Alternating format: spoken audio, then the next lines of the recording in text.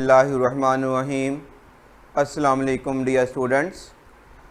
आज हमारी गुफ्तगू का सिलसिला जो चल रहा था डायमेंशंस के हवाले से, आज जिस मौजू पे हम बात करेंगे ये है क्वोशंट स्पेस की डायमेंशन के हवाले से।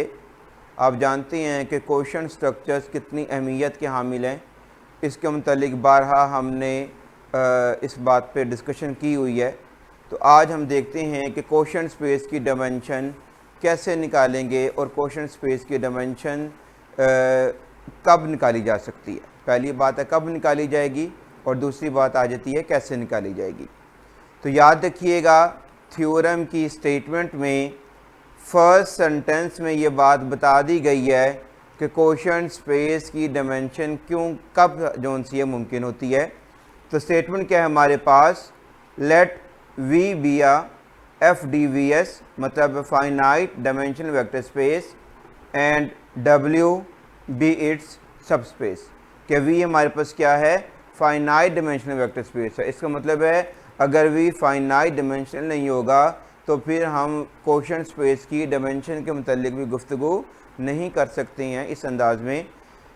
तो कहता है शो ये करें, show that dim V quotient W, dim से मुराद डायमेंशन, V क्वोशंट W बराबर है किसके, dimension of V minus dimension of W। ठीक है, मेथड वही होगा जैसे हमने लास्ट लेक्चर्स के अंदर भी देखा है कि सबसे पहले हम ये बात साबित करते हैं किसी स्पेस की डायमेंशन को, फार्मूला उसका निकालने के लिए या उसको कैलकुलेट करने के लिए सबसे पहले हम ये साबित करते हैं कि वो स्पेस वाक़तन फाइनाइट डायमेंशनल है। जब वो फाइनाइट डायमेंशन हो जाती है तो फिर हम उसकी डायमेंशन के मुतालिक बात करते हैं। काम एक ही करना होता है कि जिस स्पेस को हमने फाइनाइट डायमेंशनल साबित करना है या जिसकी डायमेंशन के मुतालिक हमने गुफ्तगू करनी है, उसका हम एक नॉन एम्प्टी सबसेट चूज़ करते हैं और साबित करते हैं कि ये वाला सबसेट उस ख़ास स्पेस के लिए क्या बना दे, बेसिस बना दे। ठीक है, अब पहले हम जो बातें हमें मालूम हैं उनके मुतालिक हम थोड़े सा यहाँ पे लिख लें। क्योंकि V फाइनाइट डायमेंशनल है तो ऑटोमेटिकली W उसकी सबस्पेस है, तो W भी क्या हो जाएगी हमारे पास, फाइनाइट डायमेंशनल हो जाएगी। ठीक है, अगर V फाइनाइट डायमेंशनल है तो इसका मतलब क्या है कि V के अंदर एक ऐसा फाइनाइट एलिमेंट्स के ऊपर मुश्तमिल सबसेट मौजूद है जो V के लिए क्या बनाता है, सबस्पेस बनाता है। और यही बात ट्रू होती है किसके लिए, W के लिए। ठीक है, पहले हम इतनी बात का तज़किरा कर लेते हैं, उसके बाद फिर हम अपनी अगली बात करते हैं। प्रूफ देखिएगा, proof late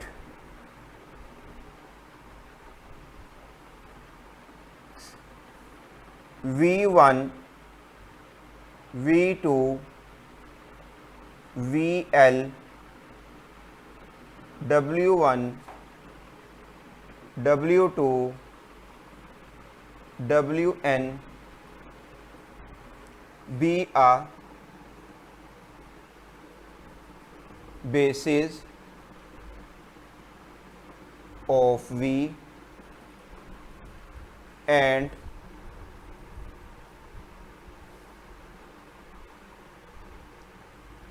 W1 W2 WN be a basis of W।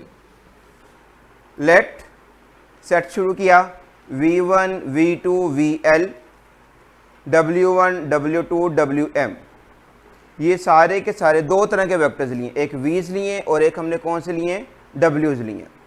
ये सारे के सारे किसके लिए बेसिस बना रहे हैं, V के लिए बना रहे हैं। क्यों बना रहे हैं, क्योंकि V फाइनाइट डायमेंशनल है। V फाइनाइट डायमेंशनल है तो इसका मतलब है V में से एक फाइनाइट सबसेट मिलेगा जो उसके लिए बेसिस बनाएगा। तो जो सेट हमने चूज़ किया उसमें दो तरह के वेक्टर्स हैं, V's और W's। V's कहाँ से कहाँ तक हैं, 1 से लेकर तो L तक। W कहाँ से कहाँ तक है, 1 से लेकर तो N तक। Be a basis of V। क्योंकि अगर V फाइनाइट डायमेंशनल है तो W भी क्या होगा हमारे पास, फाइनाइट डायमेंशनल होगा। तो हमने इसका मतलब W के अंदर भी एक फाइनाइट सेट मौजूद होगा जो W के लिए क्या बनाएगा, बेसिस बनाएगा। यही बात हम नीचे लिख रहे हैं, and W1 W2 up to WN be a basis of W।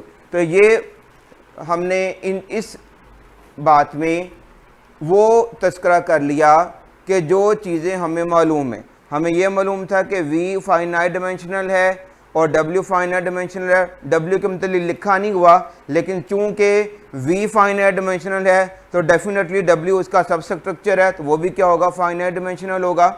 इसी वजह से V के लिए जो बेसिस का सेट चूज़ किया गया वो कहाँ से कहाँ तक है, V1 से लेकर VL और W1 से लेकर WN तक, और W के लिए जो बेसिस चूज़ की गई वो कहाँ से कहाँ तक है, W1 से लेकर तो WN तक। अब हमने साबित क्या करना है कि V कोशेंट W जो सा है ये हमारे पास फाइनाइट डिमेंशनल हो जाए। क्या हो जाए, फाइनाइट डिमेंशनल हो जाए। मुराद ये है कि हम क्या करने लगे हैं कि V कोशेंट W का एक सबसेट चूज़ करेंगे और उसे साबित करेंगे कि ये जो सबसेट है ये हमारा V कोशेंट W के लिए बेसिस बनाता है। अगर बेसिस बना लेगा तो फिर हम इसका मतलब क्या होगा कि V quotient W finite dimensional हो जाएगा और उसके एलिमेंट्स की तादाद को फिर हम काउंट कर लेंगे तो वो उसकी हमारे पास क्या बन आ जाएगी, डायमेंशन आ जाएगी। आइए देखते हैं। Let S is equal to V1 plus W, V2 plus W, VL plus W be a subset of V quotient W। हमने एक सबसेट चूज़ किया है, लेट S बराबर है V1 plus W, V2 plus W up to कहाँ तक जा रहा है, VL plus W be a subset of V quotient W। देखिएगा V कोशेंट W चूँकि कोशेंट स्ट्रक्चर है, मतलब क्या है कि ऑल लेफ्ट या right cosets of W in V, ठीक है, उनका जो सेट बनता है और हम जानते हैं कि वो स्पेस बनाता है। ठीक है, हमने वही काम किया है। S के अंदर जो एलिमेंट्स लिए हैं ये हमने लेफ़्ट कोसेट्स लिए हैं W के V के अंदर, V1 plus W, V2 plus W up to VL plus W be a subset of V quotient W। अब हम साबित करेंगे कि ये जो सेट S है कोशेंट स्पेस V बटा W के लिए क्या बना दे, बेसिस बना दे। बेसिस अगर बना देगा इसका मतलब है V कोशेंट W हमारे पास क्या हो जाएगा, फाइनाइट डायमेंशनल हो जाएगा। यही बात हम अब साबित करने लगे हैं। We show that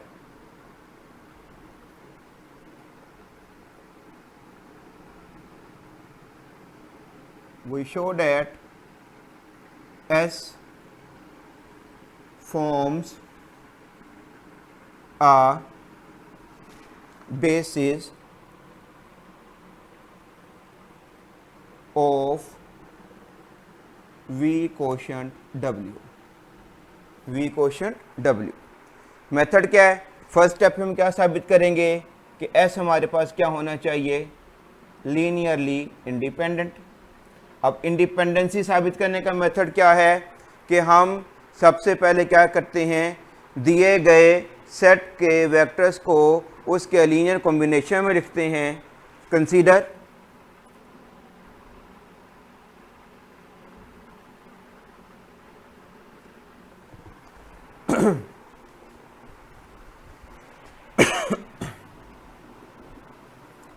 alpha 1 V1 plus W plus alpha 2 V2 plus W plus so on plus alpha L VL plus W is equals to 0 plus W is equals to W। ये स्टेप बड़ा important है। Let हमने क्या किया, हमने साबित करना है कि एस हमारे पास क्या बने, बेसिस बने।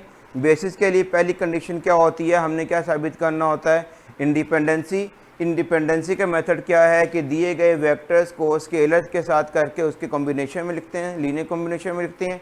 अब वही बात है, यहाँ पे गौर कीजिएगा, अल्फ़ा 1 इंटू वी वन जमा W plus alpha 2 into V two जमा W up to so on plus alpha L into V L जमा डब्ल्यू बराबर ज़ीरो के आना था। बराबर किसके आना था, ज़ीरो के।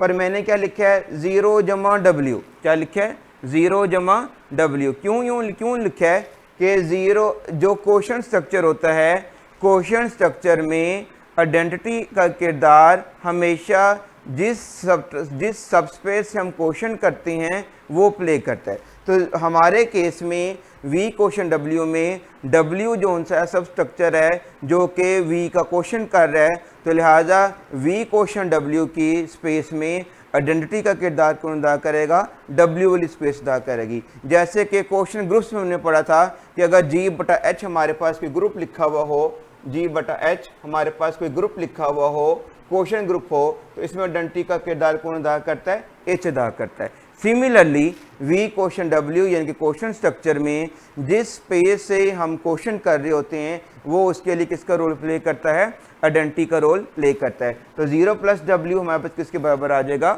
w के बराबर आ जाएगा। ठीक है, अब हमने साबित ये करना है कि हमारे पास ये सारे के सारे v1 जमा w, v2 जमा w up to so on vl जमा w, ये सारे के सारे हमारे पास क्या हैं, इंडिपेंडेंट है। ये इंडिपेंडेंट कब होंगे, जब इनके जो स्केलर्स आ रही हैं alpha 1 alpha 2 up to alpha L, ये सारे के सारे किसके बराबर आ जाएं, ज़ीरो के बराबर आ जाएं। अब हम ये साबित करेंगे। हम इस तरह करते हैं, इस पूरी इक्वेशन को हम नंबर 1 कह देते हैं।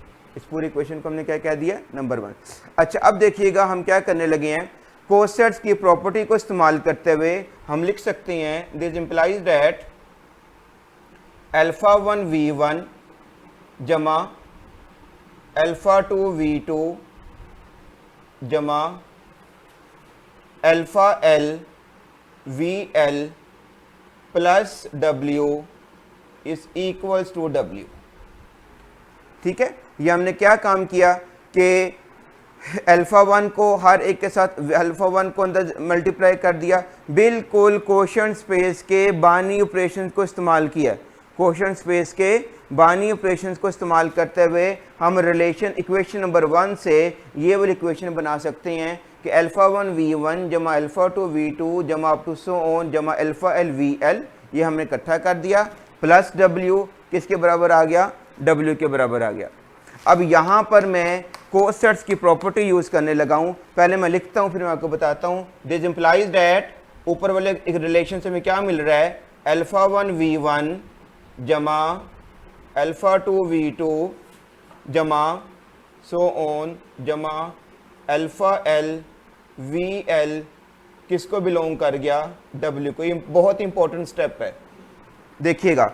अल्फ़ा 1 v1 जमा alpha 2 v2 up to so on alpha L vl, ये एलिमेंट किसको बिलोंग कर गया, w को बिलोंग कर गया। ये बात मुझे कैसे पता चली, आप लोगों ने ये कोसेट्स में पढ़ा हुआ है कि a प्लस h अगर बराबर आ जाए h के, तो इसका मतलब क्या होता है, एलिमेंट a किसको बिलोंग कर जाता है, h को। एलिमेंट a किसको बिलोंग कर जाता है, h को। यही काम हमने यहाँ पर किया।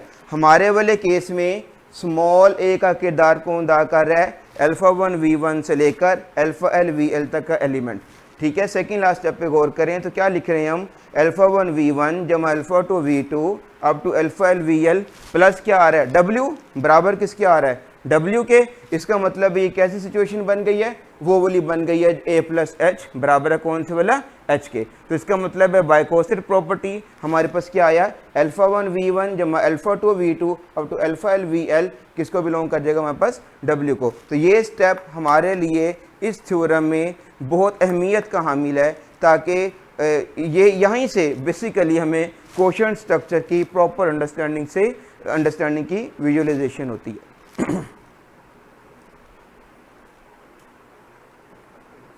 that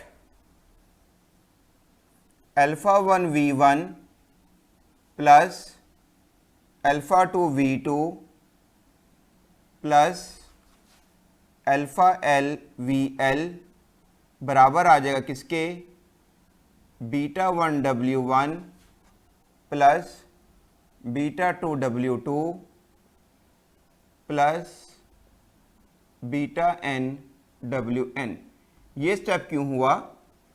हम जानते हैं कि जब कोई एलिमेंट किसी स्पेस को बिलोंग कर जाता है तो उसे हम उसकी बेसिस के एलिमेंट्स के लीनियर कॉम्बिनेशन में लिख सकते हैं, उसके बेसिस के एलिमेंट्स के लीनियर कॉम्बिनेशन में लिख सकते हैं।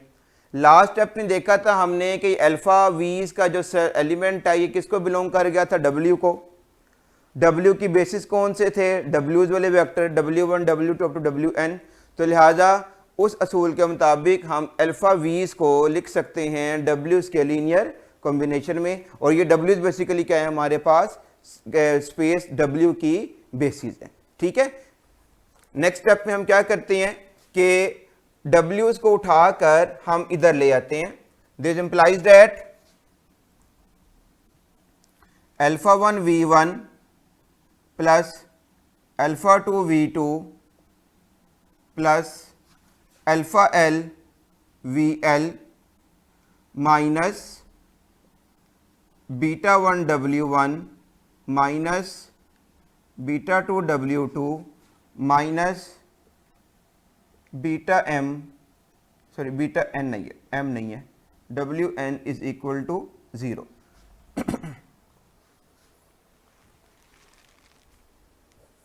Alpha 1 V1 plus alpha 2 V2 plus alpha L VL। ठीक है, राइट साइड से W के टर्म्स को उठा के हम यहाँ पर ले आए तो क्या बन गया, minus beta 1 W1 minus beta 2 W2 up to minus beta n WN is equal to 0। अब जो इस रिलेशन पे गौर करें, यहाँ पे कौन कौन से वेक्टर्स आ रहे हैं, V's आ रही हैं और W's आ रहे हैं। स्केलर्स कौन से आ रहे हैं, अल्फाज आ रहे हैं और बीटाज आ रहे हैं। अब जरा देखिएगा ये जो वेक्टर्स हैं V's और W's, ये तो दरअसल वेक्टर स्पेस V की बेसिस हैं। वेक्टर स्पेस V की क्या हैं, बेसिस हैं। ठीक है, अगर बेसिस हैं तो इसका मतलब क्या हुआ कि ये इंडिपेंडेंट होंगे। इंडिपेंडेंट होने का मतलब क्या हुआ कि ये जो स्केलर्स हैं अल्फाज और बीटाज, ये सारे के सारे क्या हो जाएंगे, 0 हो जाएंगे। ठीक है, यही बात मैं नीचे समराइज करके लिख रहा हूं। दिस मीन्स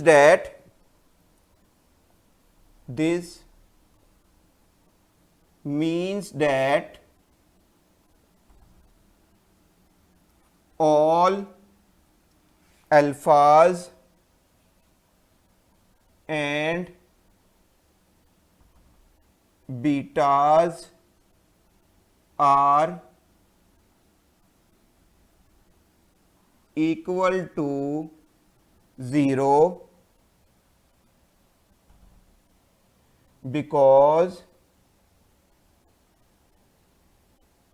ये सेट है V1 V2 VL W1 W2 WN। This means that all alphas and betas are equal to 0 because ये जो सेट हमने लिखा है V1 से लेकर VL तक, W1 से लेकर WL तक, ये क्या करता है, फॉर्म्स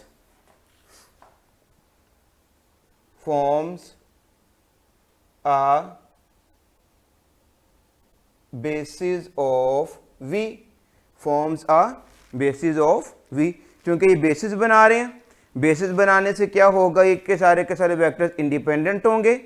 इंडिपेंडेंट होने से क्या हमें फ़ायदा होगा कि इनके जो स्केलर्स आ रहे हैं अल्फाज और बीटाज, वो सारे के सारे क्या हो जाएंगे, 0 के बराबर हो जाएंगे। अब जब अल्फाज सारे के सारे 0 के बराबर हो गए तो इक्वेशन नंबर 1 पे गौर करें तो ये किसके कोएफिशिएंट्स बन रहे हैं, यही बात हम नीचे लिख रहे हैं। From equation number 1 we have, हमें क्या पता चल रहा है, अल्फाज के 0 होने से इक्वेशन नंबर 1 में क्या तब्दीली आ रही है, वी हैव कि जो वेक्टर्स हैं we have V1 plus W, V2 plus W up to so on VL plus W, ये हमारे पास सेट क्या हो जाएगा, इज लीनियरली इंडिपेंडेंट। क्या हो जाएगा, लीनियरली इंडिपेंडेंट, क्योंकि वेक्टर्स इंडिपेंडेंट हो गए, वेक्टर्स हमारे पास क्या हो गए हैं, इंडिपेंडेंट हो गए हैं। क्यों इंडिपेंडेंट हो गए, V1 जमा W, V2 जमा W, VL जमा W, जो इक्वेशन नंबर 1 के वेक्टर्स हैं, इनके स्केलर्स कौन से थे, अल्फाज थे। कौन से थे, अल्फाज थे। और इस आर्गुमेंट की रूह से, इस आर्गुमेंट की रूह से ये सारे के सारे अल्फाज और बीटा हमारे पास क्या हो चुके हैं, जीरो हो चुके हैं। तो लिहाजा क्वेश्चन नंबर 1 में क्या तब्दीली आ जाएगी कि V1 जमा W, V2 जमा W, VL जमा W के कोफिशिएंट जीरो होने से ये वेक्टर्स हमारे पास क्या हो गए हैं, लीनियरली इंडिपेंडेंट। और नतीजतन S हमारे पास क्या हो जाएगा, लीनियरली इंडिपेंडेंट।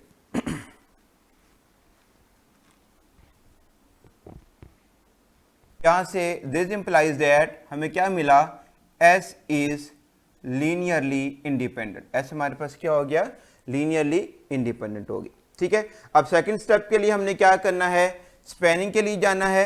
ठीक है, उसके लिए हम क्या करेंगे, हमने क्या साबित करना है कि लीनियर स्पैन ऑफ S किसके बराबर आना चाहिए, V कोशेंट W के। ये बात अब हमने क्या करनी है, साबित करनी है। स्टेप नंबर 2 में क्या मेथड है, एक एलिमेंट हम लेंगे कोशेंट स्पेस का, let V plus W belongs to, किसको करता है, V कोशेंट W को, और यहाँ पे इनफरादी तौर पर V किसको बिलोंग करता है, कैपिटल V को, कैपिटल V को। ठीक है, अब हमने साबित क्या करना है कि ये V प्लस W, ये जो लेफ्ट को सेट है, ये लिखा जा सकता है जो सेट S है उसके एलिमेंट्स के लीनियर कॉम्बिनेशन में, उसके एलिमेंट्स के लीनियर कॉम्बिनेशन में।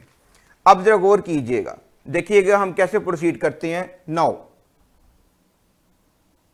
ये देखिएगा, V plus capital W is equals to, देखिएगा स्मॉल v किसका एलिमेंट है, कैपिटल V का। ठीक है, इसका मतलब है कि स्मॉल v को हम लिख सकते हैं कैपिटल V की बेसिस के लीनियर कॉम्बिनेशन में, और कैपिटल V के लिए बेसिस का सेट कौन बना रहा है, V1 और W का, V और W के ऊपर जो मुश्तमिल है। ठीक है, यही बात मैं ये लिख रहा हूं, is equals to α1 V1 plus α2 V2 plus αL VL plus β1 W1 plus β2 W2 plus so on plus βn Wn plus capital W। यह देखिएगा जरा, V प्लस W किसके बराबर आ गया, α1 V1 जमा α2 V2 जमा αL VL जमा β1 W1 up to so on जमा βn Wn प्लस किसके आ जाएगा, कैपिटल W के। यहाँ पर कैपिटल W बिल्कुल वो अपनी जगह पे मौजूद है, बाकी जो स्मॉल v एलिमेंट है हमारे पास, इसको लिखा है हमने कैपिटल V की बेसिस के लीनियर कॉम्बिनेशन में, क्योंकि कैपिटल V की बेसिस का सेट कौन बना रहा है, V और W के ऊपर मुश्तमिल। ठीक है, अच्छा अब गौर कीजिएगा, इस पूरे फैक्टर में V को छोड़ दें और सिर्फ W पे गौर करें। किस पे गौर करें, सिर्फ W पे गौर करें, तो आप देखेंगे W1 W2 Wn ये किसके लिए बेसिस बना रहे हैं, कैपिटल W के लिए बना रहे हैं। इसका मतलब वो एक कैपिटल W का हिस्सा हो गए। तो लिहाजा कोसेट की प्रॉपर्टी जो अभी मैंने लिखी भी थी A प्लस H वाली, उसके मुताबिक ये पूरे का पूरा पोर्शन किसको बिलोंग कर जाएगा, W को बिलोंग कर जाएगा। और हमारे पास क्या रह जाएगा, वो हम लिखते हैं, मैं मजीद इसकी तफसील बताता हूं। दिस इंप्लाइज दैट हमारे पास क्या आ गया, V plus W is equals to α1 V1 plus α2 V2 plus αL VL plus W।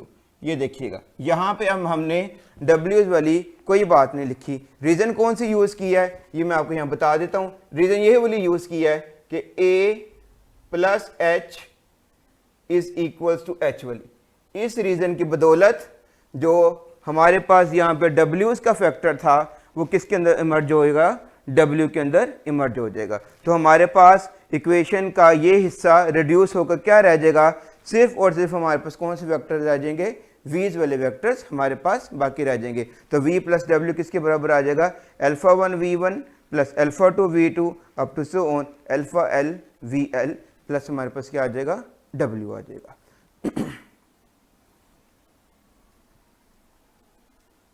w ये देखिएगा जरा is equals to alpha 1 into v1 plus w plus alpha 2 into, ये देखिएगा मैं क्या कर रहा हूं, जी हाँ आप बिल्कुल ठीक समझे हैं, क्वोशंट स्पेस के बाइनरी ऑपरेशन को इस्तेमाल करके आखिरी रिलेशन को मैं लिख सकता हूं इस तरह से, अल्फा 1 इंटू v1 जमा w plus alpha 2 into v2 plus w up to so on plus क्या आ जाएगा मेरे पास alpha l into vl plus w। ठीक है, तो आप गौर करें इस लास्ट स्टेप के ऊपर, तो हमें क्या नजर आ रहा है कि हमने v प्लस डब्ल्यू को लिख दिया v1 plus W, v2 plus W up to vl plus w के कॉम्बिनेशन में, यानी कि ये और ये एलिमेंट किसके हैं, s के एलिमेंट हैं। तो लिहाजा हम क्या कह सकते हैं, this implies that v plus W can be expressed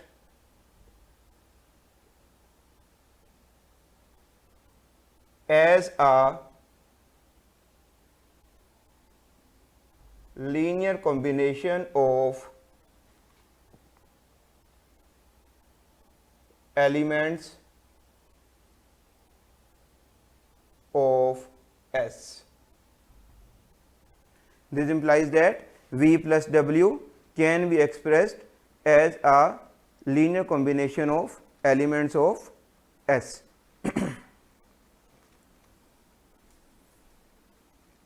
पता चला कि V plus W can be expressed as a linear L dot C stands for linear combination of elements of S. तो यहां से हम क्या कह सकते हैं, चूंकि V plus W हमारे पास क्या है, आर्बिट्रेरी एलिमेंट है, किसका, V कोशन W का। इसका मतलब क्या हुआ कि V कोशन W का हर एक एलिमेंट लिखा जा सकता है सेट S के एलिमेंट्स के लीनियर कॉम्बिनेशन में। तो यहां से हम क्या कह सकते हैं, this implies that S generates